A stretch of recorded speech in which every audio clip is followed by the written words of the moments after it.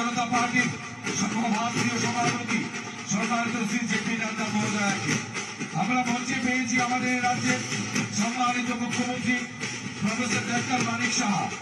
আমরা মঞ্চে পেয়েছি নর্থ ইস্ট জোনের আমাদের রাজনৈতিক কোঅর্ডিনেটর সম্মানিত শ্রী সম্বিত পাত্রা মহোদয়কে। আমরা সকলকে অনুরোধ করব মঞ্চে আসন গ্রহণ করার জন্য এবং আমাদের আজকের যিনি প্রধান অতিথি সম্মানিত সভাপতি শ্রী জেপি নাড্ডা মহোদয়কে বরণ করে নেওয়ার জন্য মহিলা মোর্চার সমস্ত প্রতিনিধিদের অনুরোধ করছি। জেপি নাড্ডা মহোদয়কে আজকের এই 42 অল্পপুর বিধানসভা নির্বাচন কেন্দ্রের সম্মানিত বিধায়ক রঞ্জিত দাস এবং 41 অল্পপুর নির্বাচনিক অম্পিনগর কেন্দ্রের মনোনীত প্রার্থী পাতালকন্যা মহোদয়া আমাদের ঐতিহ্য দিয়ে এবং আমাদের তরফ থেকে সমাজগত বন্ধুরা তুলে দেওয়ার জন্য অনুরোধ করছি। আমাদের আজকের এই নির্বাচনী মঞ্চের যিনি প্রধান অতিথি এবং এই রাজ্যের মুখ্যমন্ত্রী এবং নর্থ ইস্ট কোঅর্ডিনেটর যথাক্রমে সভাপতি জেপি নাড্ডা মহোদয় এবং মুখ্যমন্ত্রী মানিক সাহা মহোদয়, কোঅর্ডিনেটর সম্বিত পাত্রা মহোদয়, ওনাদেরকে বরণ করে নিচ্ছেন আমাদের মহিলা মোর্চার প্রতিনিধিরা। অম্পিনগর বিধানসভা নির্বাচন কেন্দ্রে মনোনীত প্রার্থী পাতালকন্যা জমাতিয়া ঐতিহ্য দিয়ে বরণ করে নিচ্ছেন আমাদের আজকের প্রধান অতিথিকে। এই এলাকার আদরণীয় বিধায়ক রঞ্জিত দাস মহোদয় এলাকার পক্ষ থেকে উপহার তুলে দিচ্ছেন, স্মারক তুলে দিচ্ছেন আজকের এই অনুষ্ঠানের প্রধান অতিথি জেপি নাড্ডার হাতে।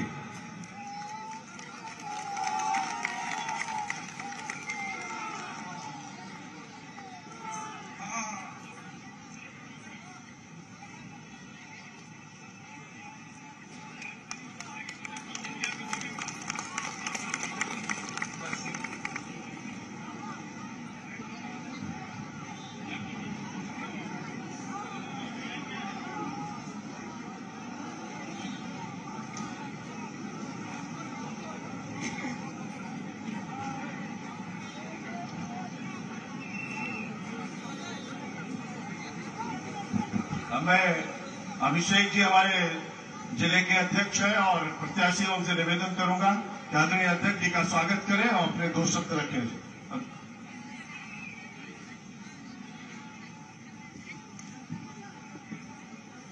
नमस्कार, वंदे मातरम, भारत माता की जय। आज की এই নির্বাচনী জনসভায় প্রথমে স্বাগত জানাচ্ছি সর্বভারতীয় বিজেপির সভাপতি মাননীয় জগৎ প্রকাশ নাড্ডা জিকে, স্বাগত জানাচ্ছি ত্রিপুরা রাজ্যের মাননীয় মুখ্যমন্ত্রী professor doctor Manik Saha GK, স্বাগত জানাচ্ছি নর্থ ইস্টের কোঅর্ডিনেটর সম্বিত পাত্রা জিকে, স্বাগত জানাচ্ছি আমাদের ইলেকশন প্রভারী মাননীয় মহেন্দ্র সিং জিকে এবং মঞ্চে উপস্থিত 3 জন প্রত্যাশী ওমপি কেন্দ্র থেকে আমাদের পাতালকন্যা দিদি উপস্থিত আছেন, অমরপুর কেন্দ্রের ক্যান্ডিডেট প্রত্যাশী আমাদের রঞ্জিত দাস মহোদয় উপস্থিত আছেন, করবুক কেন্দ্রের প্রত্যাশী মাননীয় অসীম ত্রিপুরা মহোদয় উপস্থিত আছেন, বরিষ্ঠ বিজেপি নেতৃত্ব মাতারবাড়ি কেন্দ্রের মাননীয় বিপ্লব কুমার ঘোষ মহোদয় উপস্থিত, গোমতী জেলার প্রভারী প্রদেশ কমিটির সেক্রেটারি মাননীয় রতন ঘোষ মহোদয়, তৎসঙ্গে যারা বিভিন্ন মন্ডল থেকে এসেছেন, মন্ডল সভাপতি, এমডিসি, সমস্ত জনপ্রতিনিধি যারা এসেছেন, পৃষ্ঠা প্রমুখ থেকে বুথ সভাপতি, সমস্ত স্তরের কার্যকর্তাদের অন্তরের অন্তঃস্থল থেকে প্রণাম এবং কৃতজ্ঞতা জ্ঞাপন করছি। আজকের মাতা মন্ডল চণ্ডীর পীঠস্থানে যে জনসভা হয়েছে, ঐতিহাসিক জনসভা, হাজার হাজার লোক জনসমর্থনের জন্য এসেছেন। এতে প্রমাণ করে ভারতীয় জনতা পার্টির সরকার প্রতিষ্ঠা হওয়া মাত্র সময়ের অপেক্ষা। আগামী 16 তারিখে আমাদের নির্বাচন হবে। এই নির্বাচনে ভারতীয় জনতা পার্টির প্রত্যেকটা প্রার্থী বিপুল ভোটে জয়ী হবে। আমরা যখন জনসম্পর্কে যাচ্ছি, মানুষের উচ্ছ্বাস উদ্দীপনা দেখে মনে হচ্ছে যে ভারতীয় জনতা পার্টির সরকার যে কাজ করেছে তার রিফ্লেকশন সাধারণ মানুষের মধ্যে দেখা যাচ্ছে। তাতে কোনো সন্দেহ নেই, প্রতিটি সিট আমরা বিপুল ভোটে জিতবো। আমার একটাই আবেদন থাকবে আজকের এই নির্বাচনী সভা থেকে, আমাদের কাছে সময় কম, প্রত্যাশীরা প্রত্যেকটা বাড়িতে যেতে পারবে না। এখানে যারা এসছেন প্রত্যেকে আপনারা ক্যান্ডিডেটের পক্ষে হয়ে প্রতিটা বাড়ি বাড়ি যাবেন, প্রচার করবেন। ভারতীয় জনতা পার্টির বিভিন্ন কার্যকলাপ বিগত 5 বছর যে সমস্ত কাজকর্মগুলো করেছে সেগুলো আপনারা বলবেন, এবং নীতিহীন জোট, যে জোট হয়েছে, যে অশুভ জোট, তার বিরুদ্ধে আপনারা বলবেন। আমরা জানি যে থানসার কথা বলেছে, থানসার কথা বলে জনজাতি অংশের মানুষকে বিভ্রান্ত করার চেষ্টা করছে। আজকে আমি যে বিধানসভা থেকে আমার বাড়ি, সেই বিধানসভা এসসি সিট, সেই বিধানসভা থেকে তীব্রামতার ক্যান্ডিডেট হয়েছে ক্ষীরমোহন দাস। তাহলে থানসার কথা বলে, জনজাতিদের কথা বলে এখন বিভিন্ন সিটে কি করে আপনারা থানসার বাইরে কথা বলছেন? আপনাদের বিচারিতা, আপনারা জনজাতির শত্রু, জনজাতির উন্নয়ন চান না, এই নির্বাচন তা প্রমাণ করেছে। তাই তীব্রামতা এবং অশুভ জোটকে একটি ভোটও দেবেন না।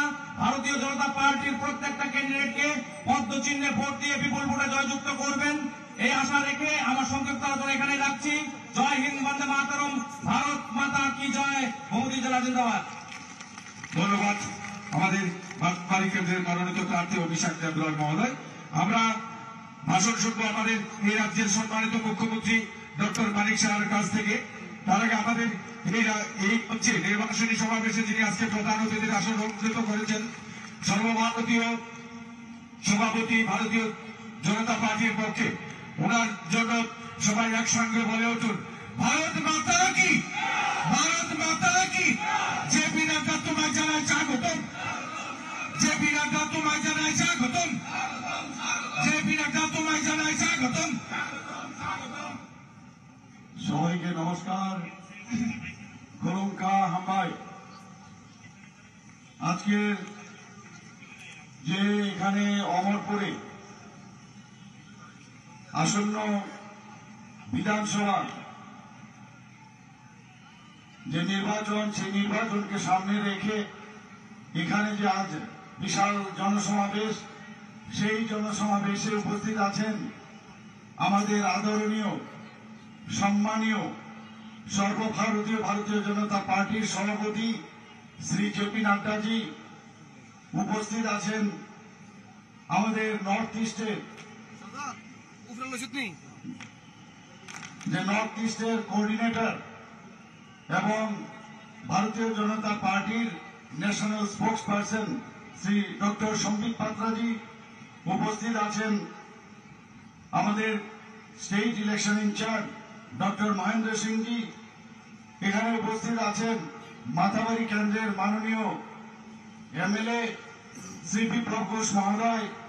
উপস্থিত এই অমরপুর কেন্দ্রের আপনাদের সবার প্রিয় এমএলএ শ্রী রঞ্জিত দাস মহোদয়।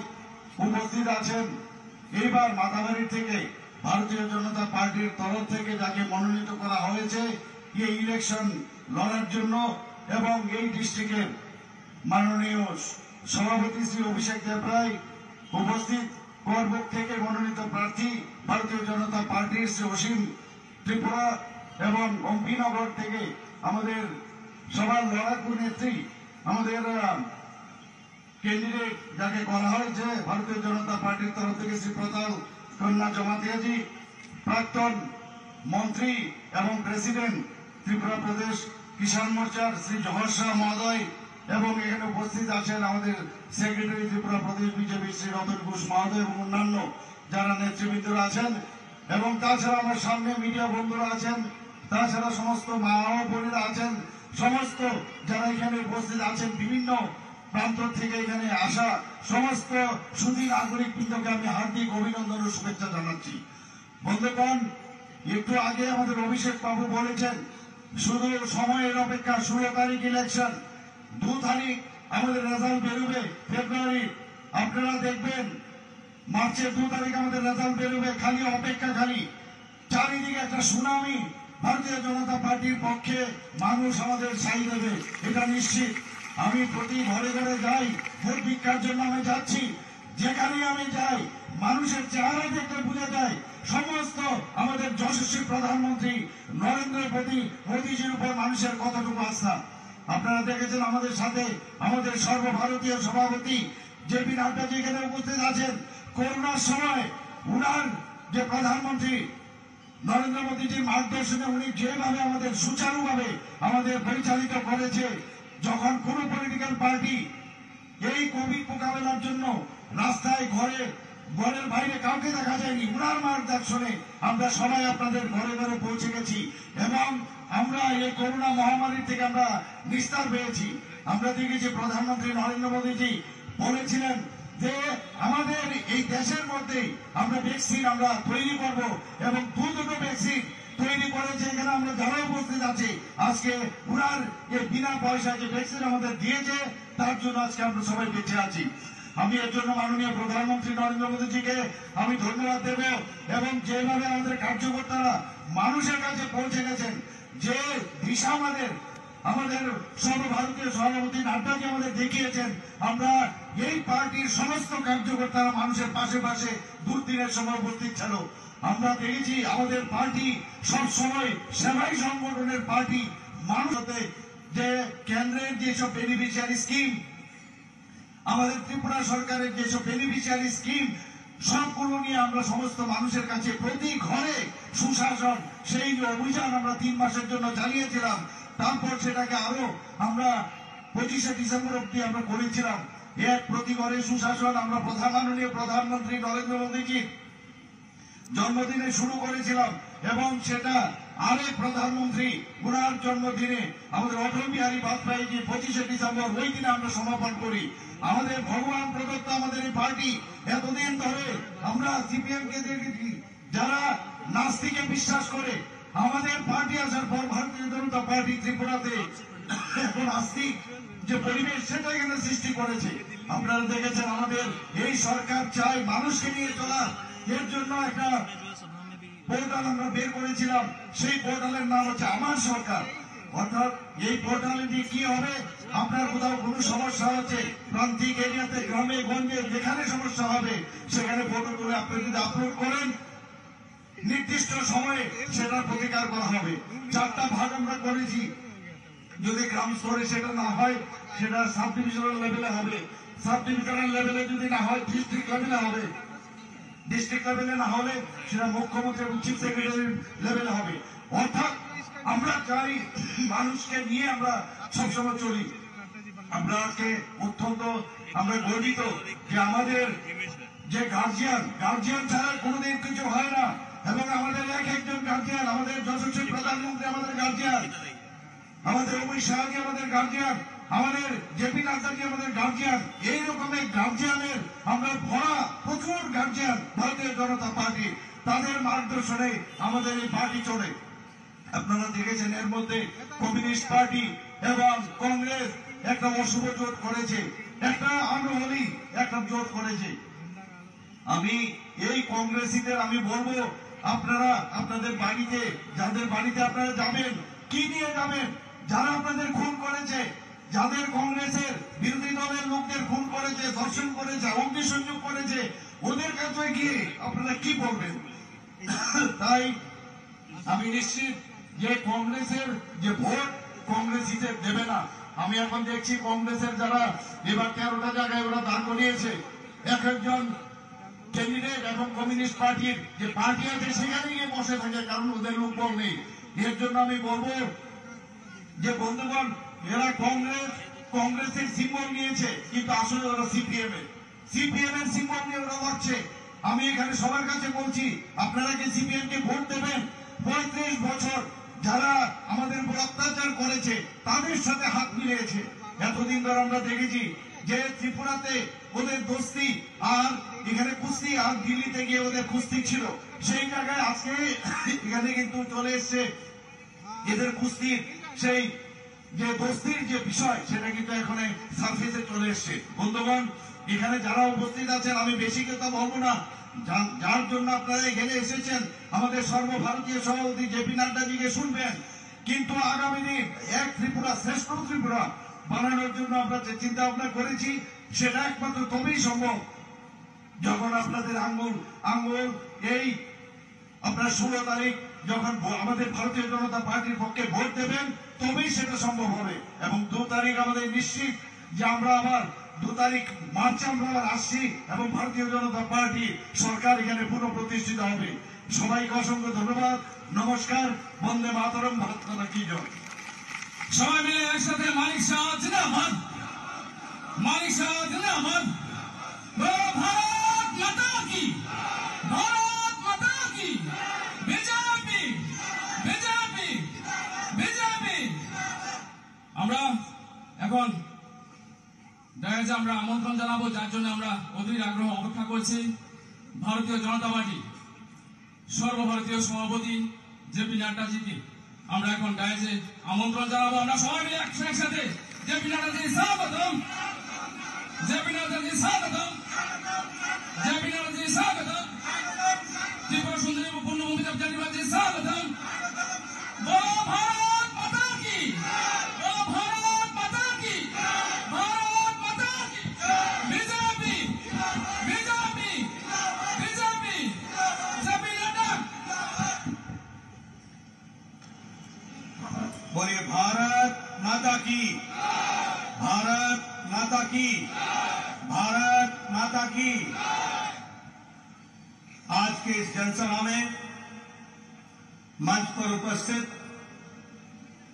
हमारे त्रिपुरा प्रदेश के मुख्यमंत्री सम्मानीय श्री मानिक शाह जी, हमारे यहां के कारबुक के प्रत्याशी श्री अश्विन त्रिपुरा जी, आगे आ जाएं। हमारे प्रत्याशी सुश्री पाताल कन्या जमातिया जी, बहन आगे आ जाएं।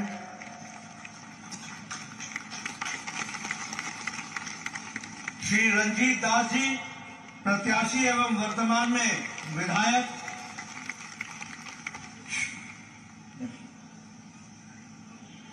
श्री अभिषेक देवराय जी जो प्रत्याशी हैं,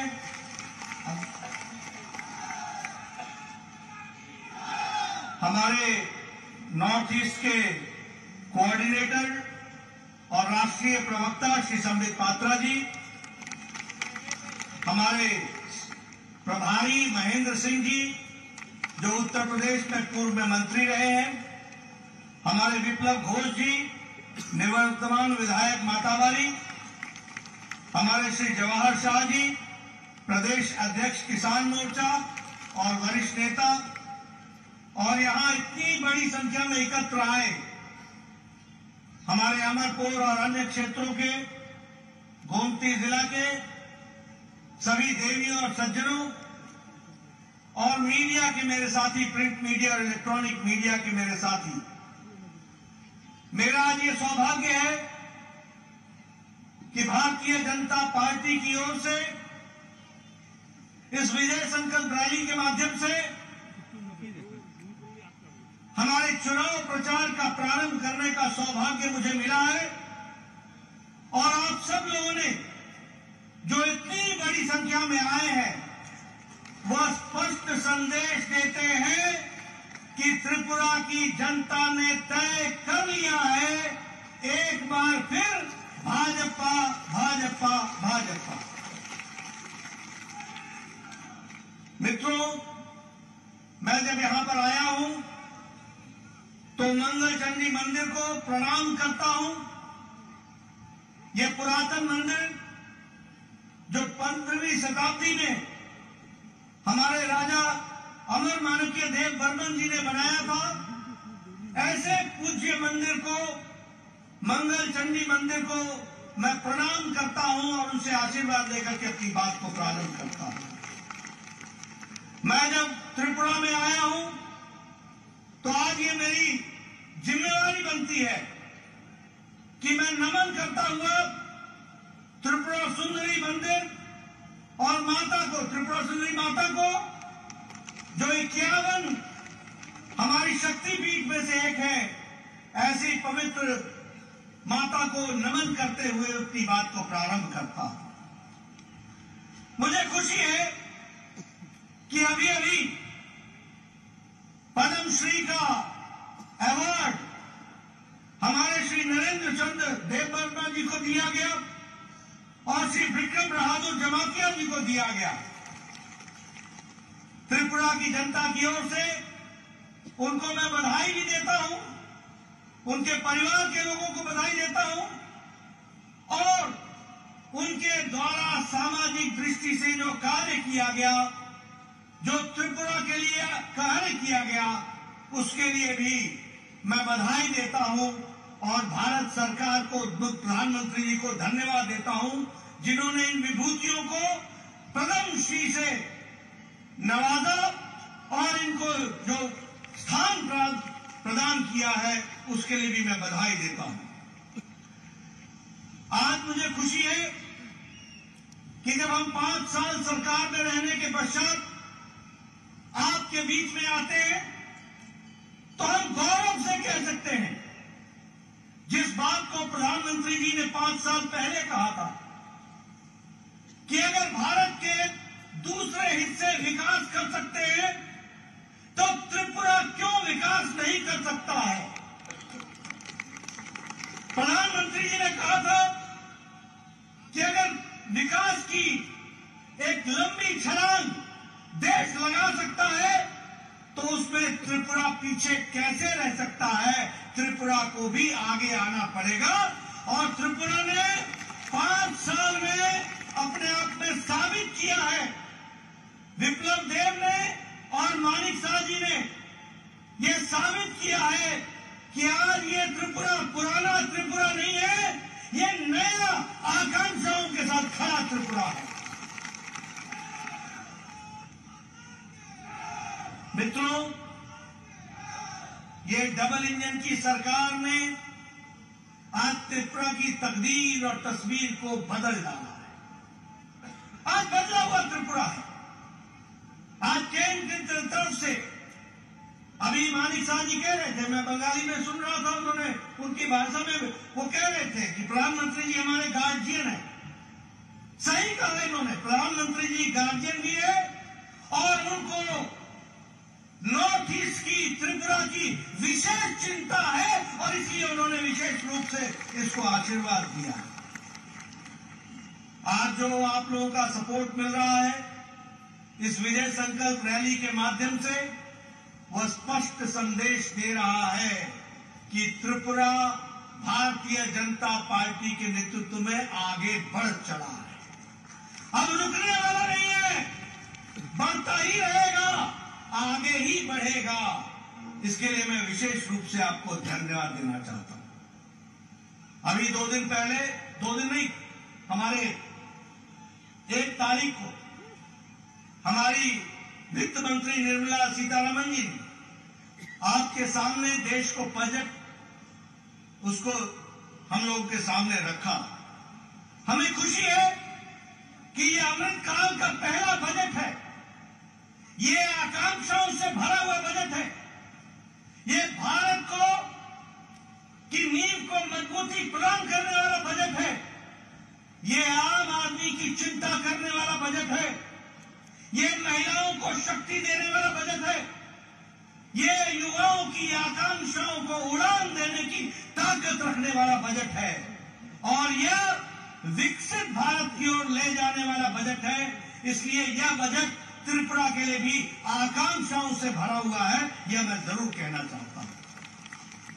आज मुझे खुशी है कि इस बजट में 79,000 करोड़ रुपए सिर्फ प्रधानमंत्री आवास योजना के तहत रखे गए हैं।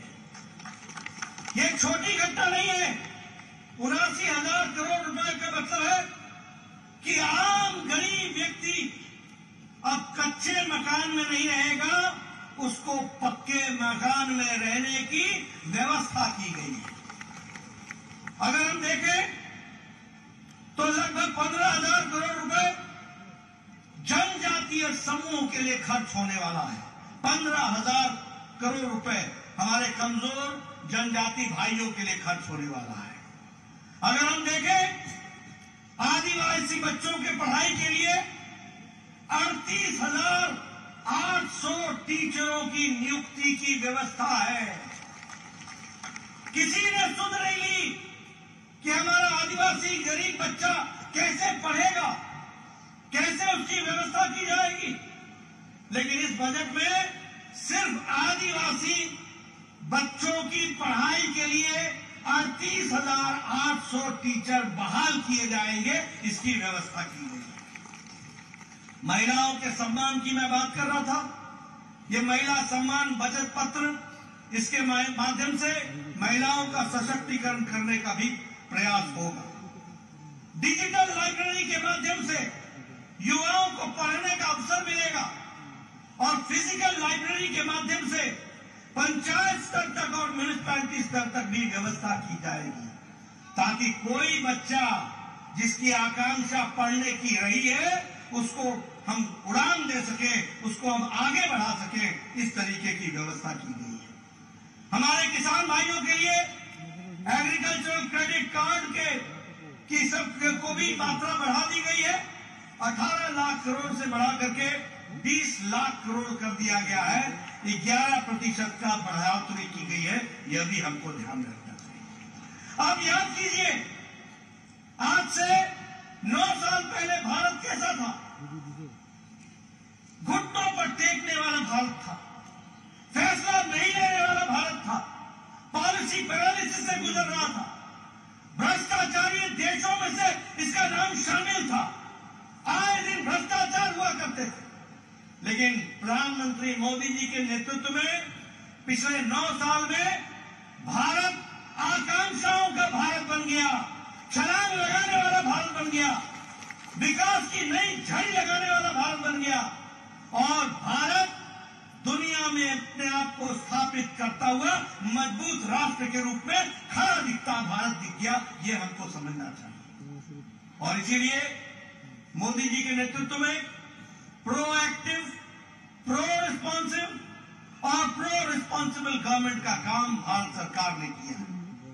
मैं यहां देख रहा हूं, आप लोग बैठे, अभी तक अमेरिका में कोरोना का टीकाकरण सिर्फ 76% हुआ है। यूरोप में कोरोना का टीकाकरण सिर्फ 67% हुआ है।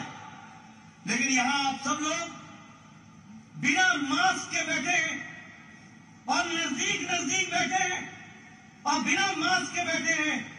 इसलिए बैठे हैं क्योंकि 130 करोड़ के देश को 220 करोड़ डबल डोज लगा करके प्रधानमंत्री मोदी जी ने सुरक्षा कवच आपको दिया। यह प्रोएक्टिव सरकार, यह वो सरकार जो 9 महीने में एक नहीं 2-2 भारत में बनी हुई वैक्सीन तैयार करती है और एक भारतीयों को 100% वैक्सीनेशन करने का काम, दुनिया का सबसे बड़ा वैक्सीनेशन प्रोग्राम, टीकाकरण प्रोग्राम किया गया। जब हम प्रोएक्टिव सरकार बोलते हैं तो यूक्रेन में लड़ाई हुई, युद्ध हुआ, हमारे 32,000 बच्चे पढ़ने के लिए गए हुए थे। 32,000। कोई देश ने यह पहल नहीं की कि अपने बच्चों को वापस लाया जाए, लेकिन प्रधानमंत्री मोदी जी ने एक तरफ पुतिन से बात की, एक समय में ज़ेलेंस्की से बात की, युद्ध को रुकवाया और 32,000 बच्चों को सुरक्षित भारत पहुंचाया। इस तरीके की व्यवस्था की। इसलिए मित्रों, आज ये प्रोएक्टिव सरकार है, लोगों के प्रति समर्पित सरकार है और मुझे खुशी है। एक समय में प्रधानमंत्री स्वर्गीय राजीव गांधी कहते थे कि मैं 1 रुपया भेजता हूं और 85 पैसे पता नहीं किस हाथ में पंजे में फंस जाते थे, पता नहीं कहां चले जाते थे। आज प्रधानमंत्री मोदी जी ने 300 से ज्यादा स्कीमों का पैसा भारत के खजाने से सीधे आपके खाते में डालने का काम किया है, 300 से ज्यादा स्कीमों का। और आपको जानकर के आश्चर्य होगा कि 25 लाख करोड़ रुपए आपके खाते में ट्रांसफर हो चुका है। 25 लाख करोड़। यह बदलता भारत, यह बढ़ता भारत। आज मैं यहां पर आया हूं आप लोगों को अंग्रेजों का जमाना याद होगा, 200 साल हमारे ऊपर राज किया। लेकिन आपको जानकर आज खुशी होगी कि मोदी जी के नेतृत्व में जो भारत 10वें नंबर की अर्थव्यवस्था थी, वह अब ब्रिटानिया को, ब्रिटिश को, अंग्रेजों को पछाड़ कर 5वें नंबर की अर्थव्यवस्था बन गई है। यह भी हमको याद रखना चाहिए। ऑटोमोबाइल की इंडस्ट्री में भारत तीसरे नंबर पर खड़ा है, जापान को पछाड़ करके भारत ऑटोमोबाइल में खड़ा है। आपने सुना होगा, अगर गाड़ियों की बात होती थी तो जापानी गाड़ी की बात होती थी, टैक्सन टोयोटा की बात होती थी। आज भारत में गाड़ियां बनने में जापान को पछाड़ करके हम तीसरे नंबर पर खड़े हुए हैं और हमारे आगे चाइना और अमेरिका है, बाकी उसके बाद भारत खड़ा।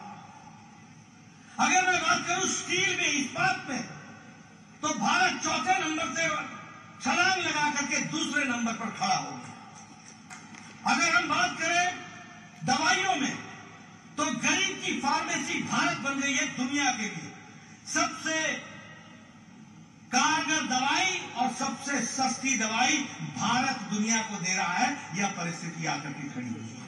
इसलिए मित्रों, विकास की दृष्टि से एक नया आयाम लिखने का काम हुआ है। हमारे गांव के लोग यहां बैठे हैं। मैं आज आ रहा था, मैं देख रहा था कि गांव कितने दूर दराज के इलाके में है, लेकिन आपको जानकर खुशी होगी कि 2014 में प्रधानमंत्री ग्रामीण सड़क 3,81,000 किलोमीटर था और आज प्रधानमंत्री मोदी जी के नेतृत्व में 7 लाख किलोमीटर ग्रामीण सड़क बन गई है। और आपके त्रिपुरा में पिछले 5 साल में 4,700 किलोमीटर की सड़क बन गई। ये बदलता भारत, ये बदलता देश, इसको भी हमको समझने की आवश्यकता है। मैं यहां यह भी बताना चाहूंगा कि हमारे ट्राइबल भाइयों के लिए विकास की नई योजनाएं बनाई गई। 36,000 गांव जो ट्राइबल से बहुतायत में है, उनके विकास के लिए प्रधानमंत्री आदि आदर्श ग्राम योजना का योजना बना गई। 400 एकलव्य विद्यालय बनाए हैं, 400 एकलव्य विद्यालय, ताकि हमारे जनजातीय क्षेत्र के बच्चों की पढ़ाई की व्यवस्था हो सके।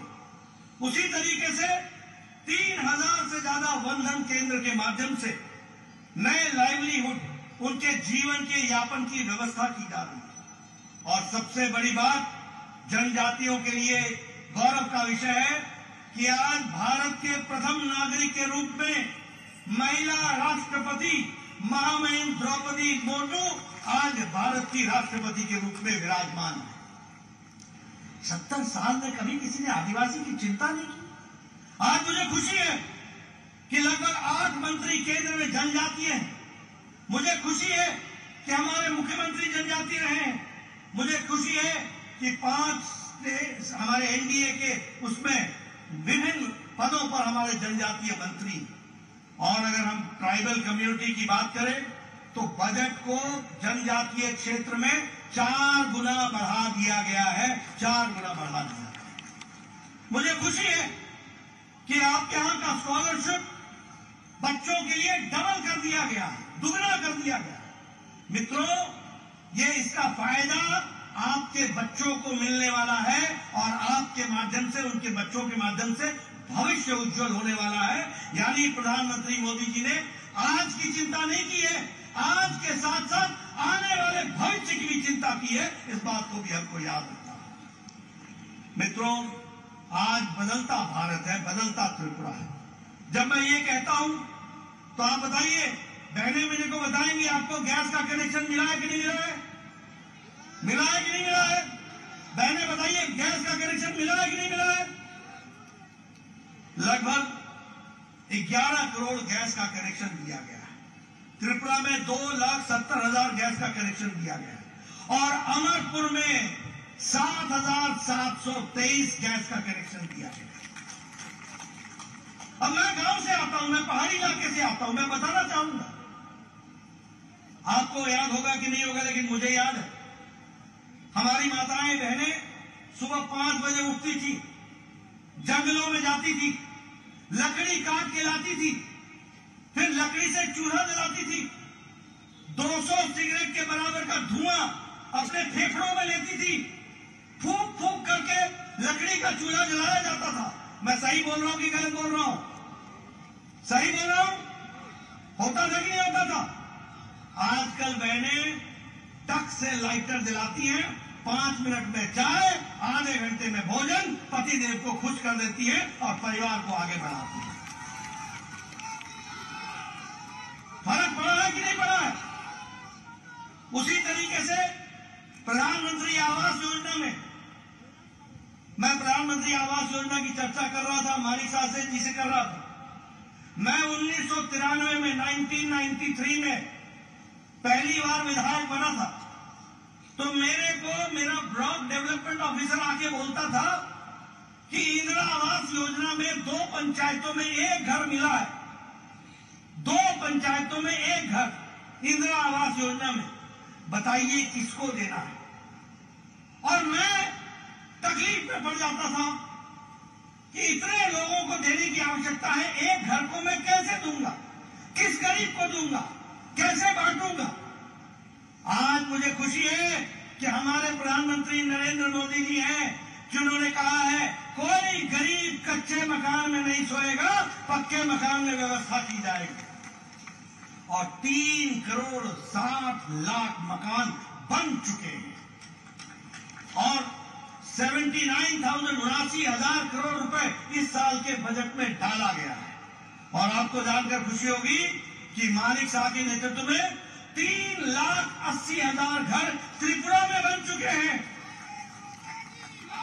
और अमरपुर में 4,934 घर बन चुके हैं, पक्के मकान। ये परिवर्तन है। प्रधानमंत्री जल जीवन मिशन में हमारे 10 करोड़ घरों तक पानी पहुंचाने की व्यवस्था की जा रही है, जिसमें से 4,25,000 लोगों तक यहां पर त्रिपुरा में पहुंचाया जाएगा और जिसमें से 6,314 कनेक्शन अमरपुर में दिए गए हैं। ये भी हमको याद रखना चाहिए। मित्रों, मैं आपका रिकॉर्ड लेकर के आया हूं, मैं आपको बताने आया हूं, मैं अपना रिपोर्ट कार्ड लेके आया हूं। यहां अमरपुर विधानसभा में 6,314 हमारे जल जीवन मिशन में कनेक्शन दिए गए हैं। ये भी हमको याद रखना चाहिए। आयुष्मान भारत में 11 करोड़ परिवारों को 5 लाख रुपए का हेल्थ कवर दिया गया है। और मानिक शाह जी ने त्रिपुरा में 13 लाख आयुष्मान कार्ड बांटे हैं, यानी 13 लाख लोग परिवार इसका लाभ उठा सकेंगे। यह परिस्थिति आकर के खड़ी हुई है। प्रधानमंत्री गरीब कल्याण अन्न योजना, बताइए राशन मिल रहा है कि नहीं मिल रहा है? राशन मिल रहा है कि नहीं मिल रहा है? राशन मिल रहा है कि नहीं मिल रहा है? 80 करोड़ की जनता को 5 किलो गेहूं या 5 किलो चावल, 1 किलो दाल, मोदी राइस, मोदी वीट, ये पहुंचाने का काम हुआ है कि नहीं हुआ है? आज भारत की अति गरीबी 1% से कम आ गई है। ये भारत खड़ा हुआ है। हमको इसको समझना पड़ेगा कि किस तरीके से विकास के काम चल रहे हैं। और अगर मैं बात करूं स्वच्छ भारत की, तो लगभग 4,50,000 इज्जत घर त्रिपुरा में बनाए गए हैं। 4,50,000 ये बदलता। और सबसे बड़ी बात 5 साल पहले यहां खून खराबा, यहां बम, यहां स्ट्राइक, यहां इंसर्जेंसी, बताइए थी कि नहीं थी? टेररिज्म था कि नहीं था? गोलियां चलती थी कि नहीं चलती थी? लॉ एंड ऑर्डर समाप्त था कि नहीं था? आपको जानकर खुशी होगी कि नेशनल लिबरेशन फ्रंट त्रिपुरा के साथ बाकायदा भारत सरकार के समझौते के माध्यम से एक एग्रीमेंट हुआ, जिसमें 88 इंसर्जेंट्स ने, उनके काडर ने सरेंडर किया और 44 वेपन्स वो भी सरेंडर किए गए। और आज त्रिपुरा शांतिमय त्रिपुरा हो गया, विकास युक्त त्रिपुरा हो गया। ये भी हमको याद रखना चाहिए। अभी मुझे ब्रू रियांग के साथी मिले थे, उन्होंने मुझे पटका पहनाया। ब्रू रियांग का 37 साल से झगड़ा चल रहा, उनको बसाने का काम, और लगभग 37,000 लोगों को फिर से बसाया गया, और भारत सरकार ने अपनी ओर से 600 करोड़ रुपए खर्च करके उनके निर्वासन का काम किया गया, उनको बसाने का काम किया गया। ये भी हमको ध्यान रखना। मित्रों, हम अब त्रिपुरा के लिए शांति लेके आए हैं, हम त्रिपुरा के लिए नई ऊर्जा लेकर के आए हैं, हम त्रिपुरा के लिए टूरिज्म के माध्यम से, पर्यटन के माध्यम से विकास की नई आकांक्षाओं को लेके आए हैं, हम 5G कनेक्टिविटी को लेके आए हैं, हम कल्चर को आगे बढ़ाने के लिए आए हैं, हम यहाँ पर प्राकृतिक खेती हो इसको बढ़ाने के लिए आए हैं, हम खेल को बढ़ावा देने के लिए आए हैं, और हम त्रिपुरा की ताकत का पूरा उपयोग हो सके इस संकल्प के साथ आगे बढ़ने के लिए आए हैं। और इसमें आपका हमको साथ चाहिए। आज मुझे खुशी है कि अगरतला अखौरा रेल लिंक या व्यापार के नए ट्रेन को, नई संभावनाओं को आगे बढ़ाता है, और इसलिए इसके माध्यम से भी बहुत कुछ आगे बढ़ने वाला है, उसको भी हमको ध्यान में रखना चाहिए। मैं ये भी कहना चाहूंगा कि अभी प्रधानमंत्री जी आए थे, और प्रधानमंत्री जी ने अभी लगभग 4,350 करोड़ का शिलान्यास किया है, त्रिपुरा के नए विकास की संभावनाओं को रखा है।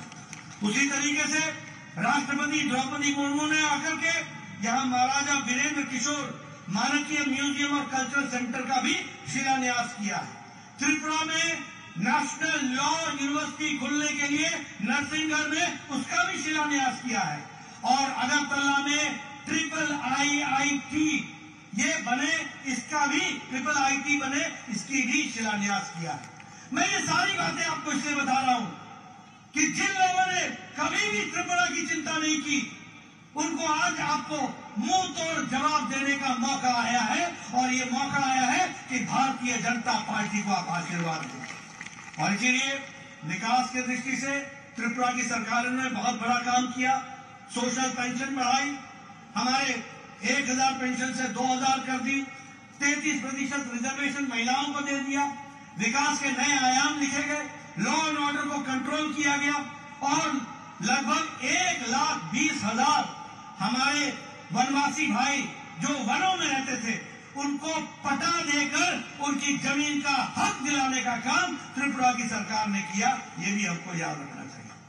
मैं आपका ज्यादा समय नहीं लेना चाहता हूं, आप बहुत देर से आए हुए, लेकिन मैं आपको बताना चाहता हूं सबसे पहली बात कि जो हमारे विरुद्ध में लड़ रहे हैं ये कौन लोग हैं? ये गठबंधन काहे का गठबंधन है? ये गठबंधन उनके अस्तित्व को बचाने का गठबंधन है। राइट और left all together, 2 in 1, 2 in 1, right और लेफ्ट ऑल इन 1, 2 in 1। ये किस लिए है? अपने अस्तित्व को बचाने के लिए। और हम किस लिए लड़ रहे हैं?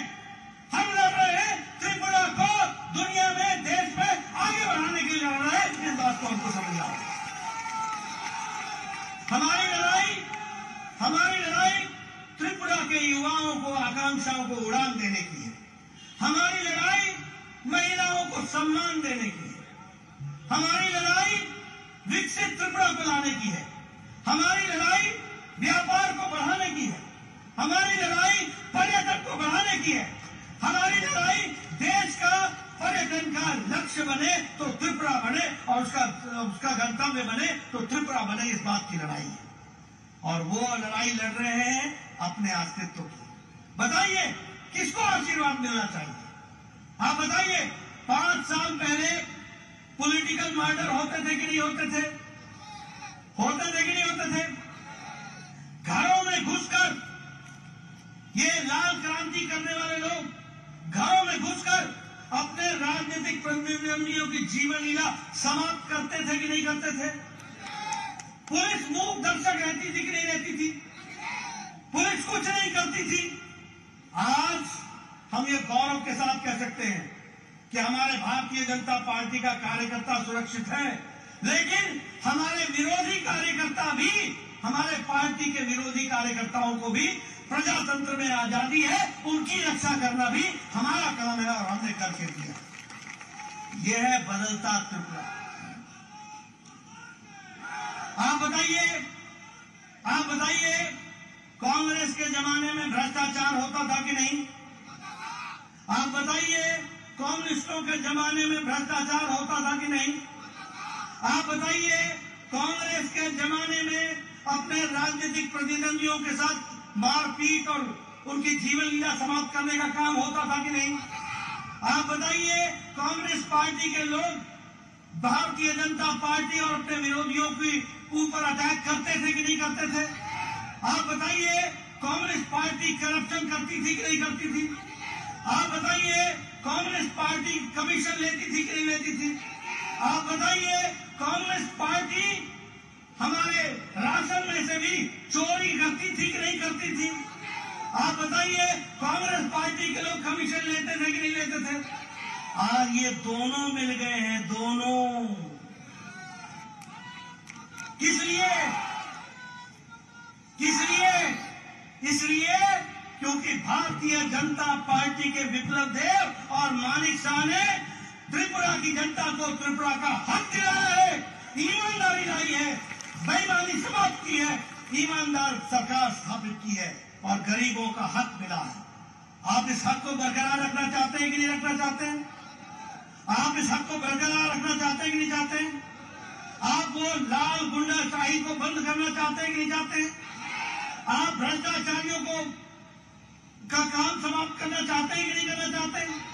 अगर आप चाहते हैं तो इस चुनाव में अपनी इस उंगली से कमल का बटन दबाना, इनको काम देना और उनको आराम देना, इनको काम में लगाना, उनको घर बैठाना, ये आपका काम होगा और आप इस काम को करेंगे, मुझे पूरा विश्वास है। करेंगे ना? करेंगे? इधर से आवाज आ जाए, करेंगे? बोलिए भारत माता की, भारत माता की, भारत माता की। बहुत बहुत धन्यवाद। আমরা অসংখ্য ধন্যবাদ জ্ঞাপন করছি কেন্দ্রীয় সভাপতি শ্রদ্ধেয় জেপি নাড্ডা মহোদয়।